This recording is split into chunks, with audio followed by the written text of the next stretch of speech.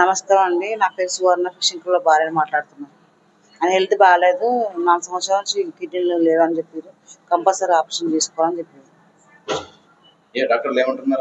అదే వాళ్ళు చెప్పారు ఒక 50 లక్షల దాకా అయితే అని చెప్పారు. మా దగ్గర అంత బడ్జెట్ లేదు కూడా. చేయలే, ఇంతవరకు ఎవరు చేయలేదు. మాకు ఎవరు చేయలేదు, ఎవ్వరు చేయలేదు. ఇప్పటిదాకా మాకు ఇంకా అసలు ఫోనే రాలేదు. మాకు అసలు అట్లా వస్తే మేము ఇక్కడ హాస్పిటల్ ఆయన చెప్పిన హాస్పిటల్ పోతాం కదా. మేము ఇప్పుడు మాకు వాట్సాప్ లో చాలా మంది పెట్టారు ప్రభాస్ ఇట్లా చేసిందంట కదా. అసలు మాకు అట్లాంటి ఫోన్లే రాలేవని చెప్పింది. మా కూతురు కూడా ఇన్న ఉంది.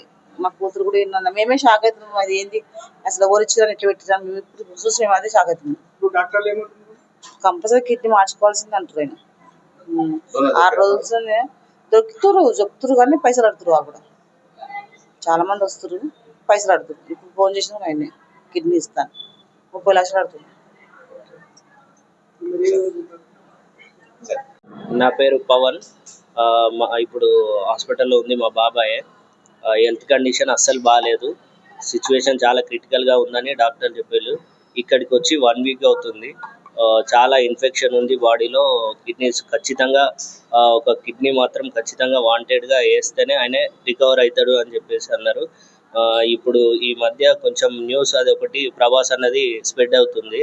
అది ప్రభాస్ అన్న 50 lakhs ఇస్తా అన్నాడు అని చెప్పేసి అది ఒకటి ఫేక్ న్యూస్ అండి. ఈ విషయం అన్నకు కూడా తెలుసో తెలియదు ప్రభాస్ అన్నకు.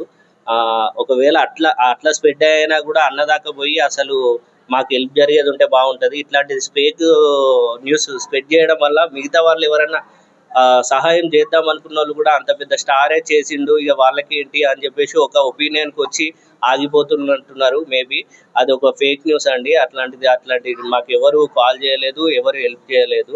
ఇప్పటికీ మేము స్టిల్ నౌ ఇంకా ఎవరైనా ముందుకు వస్తారు, దాతలు ఎవరైనా హెల్ప్ చేస్తారు అని చెప్పేసి చూస్తున్నాం. ఇండస్ట్రీ పెద్దలు బాబాయ్ అందరితో పాటు యాక్టింగ్ చేసిండు. పెద్ద టాప్ మోస్ట్ హీరోస్ అందరితో యాక్టింగ్ చేసిండు.